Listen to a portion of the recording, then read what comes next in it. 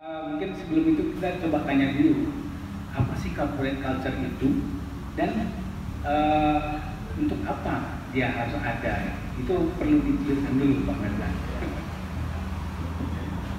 Corporate itu kan sebuah masyarakat sebenarnya. Masyarakat adalah kumpulan komunitas itu. Tergantung kalau semakin besar kan semakin banyak rakyatnya, ya.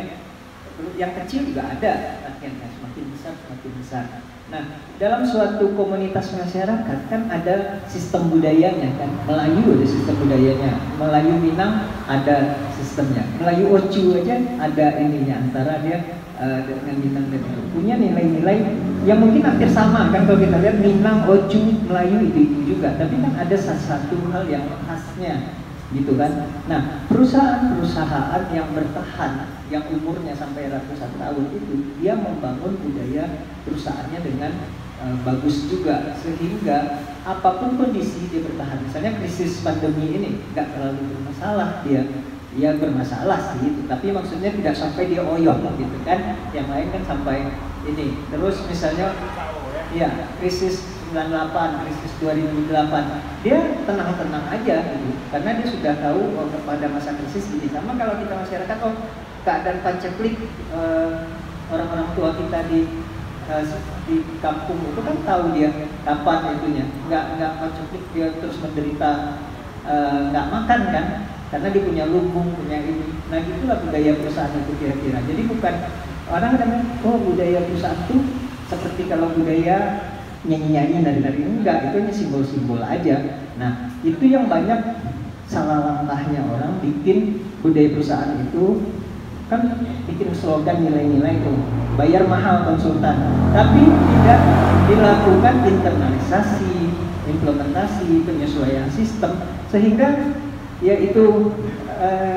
nilai perusahaan atau corporate value, corporate culture-nya beda gitu kan. Dia cuma tertempel di dinding-dinding kantor, tapi ditanya ke insan perusahaannya itu sebagai bagian dari itu, pegawai-pegawainya itu nggak ngerti apa ya, pokoknya itu hiasan dinding. Nah itulah yang orang banyak salah ini.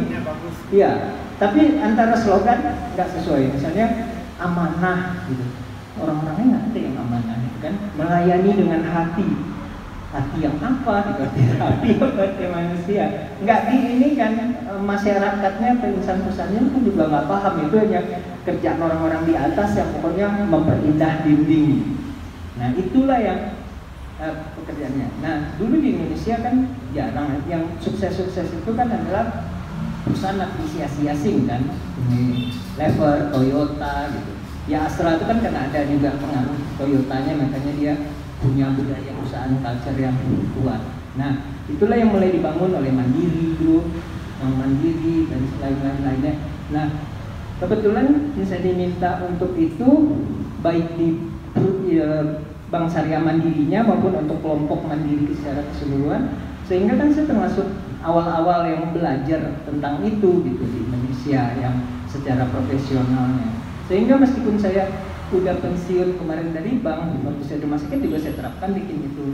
Kemudian saya membantu sebuah yayasan perguruan tinggi juga kita bikin itu, sehingga orang lihat saya tetap memperdalam itu, sehingga kalau ada masalah-masalah ya corporate Indonesia gitu yang minta advice ke saya, bahkan sampai mendampingi kadang-kadang untuk menyusun rancang bangun corporate culture-nya gitu. Jadi kalau secara ringkasnya, corporate culture itu budaya dalam perusahaan yang dibangun ya, Iya. supaya bisa tegak kuatnya sebuah perusahaan itu ya, kurang lebih seperti itu ya. Jadi dia ada 3 unsur dalam budaya perusahaan itu. Pertama simbol-simbol ya, tadi nilainya, values-nya apa yang ada gitunya kan, bentuk gedungnya seperti apa, itu kan simbol-simbol.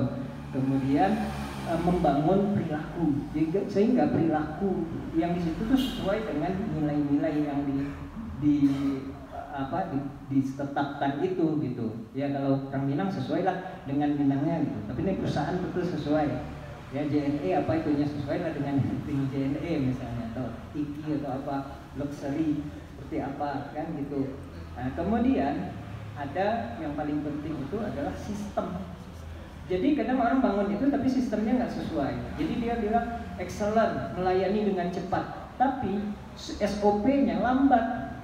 Berarti kan bukan salah si pegawainya, SOP-nya sendiri lambat. Misalnya sebuah bank gitu, dia bilang pembiayaan komersial cair dalam 1 hari, tapi SOP-nya kan dia harus bekerja sesuai SOP kan. SOP-nya tuh nggak memungkinkan 1 hari. Orang dari si marketing ke supervisornya aja baru 3 hari dari mejanya dari itu. Nah, kan berarti nggak sesuai kan SOP.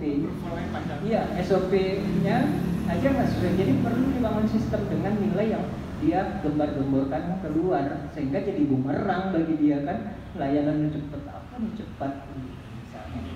Ya.